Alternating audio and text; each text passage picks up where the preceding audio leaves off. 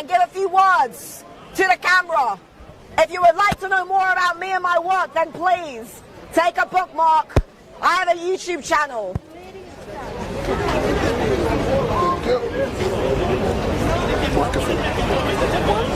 Yes. Can I have one?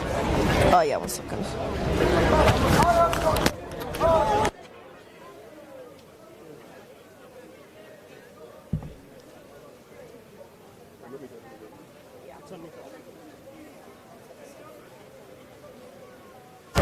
No.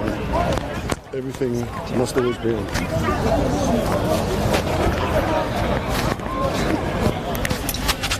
Oh yeah. Yeah, I'm an author. I have a YouTube channel called The Rational Female. I talk about feminism. To your left.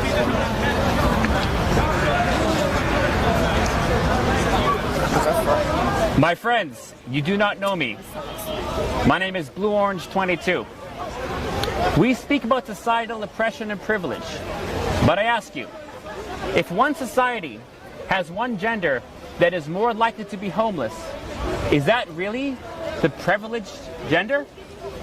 If one society has a gender that is less likely to finish secondary school, is less likely to go to university, is less likely to find employment, is that really the privileged gender?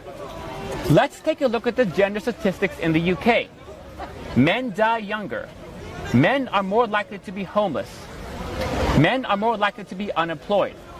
Male victims of domestic violence are often abused, and the United States and the United Kingdom both have a two-tier justice system where male victims of domestic violence and female victims of domestic violence are not treated to the same standard.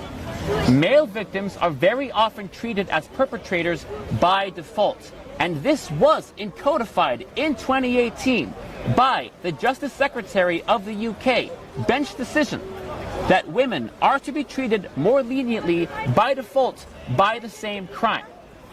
All you have to ask yourself, which gender is really the privileged gender and which gender is really the oppressed gender when women can start a feminist group on a university and nobody bats an eye?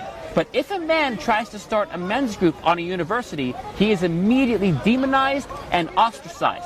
Now, how does it make sense to say that the gender that is so oppressed, the gender that is more likely to be homeless, the gender that is more likely to be in prison, the gender that is punished more harshly for the same crime, the gender that dies younger but is given less health research funding per capita per death, that's the privileged gender? In no world does that make sense. And we can go beyond the UK. There are countries where men are conscripted to fight against their will, into the military, where women are not. There are countries that have caning for men only and not women. And I refer to, of course, Singapore. Because when I look at men's issues, I don't just see the UK, I see the entire world. So let's look at how boys and young men are doing. They're behind in nearly every facet of society. If you look at almost any socioeconomic factor in the UK, males and boys are behind. In education, in employment, in healthcare, in homelessness. So the men's rights movement is not an anti-women's movement. It is not a white male movement. It is not a right-wing movement. And it is not something that is trying to take away women's rights. All we want is to look at issues that affect men and boys and say, hey, there are some areas where men and boys happen to be behind. We are not anti-feminist in the sense that we are not against women's rights.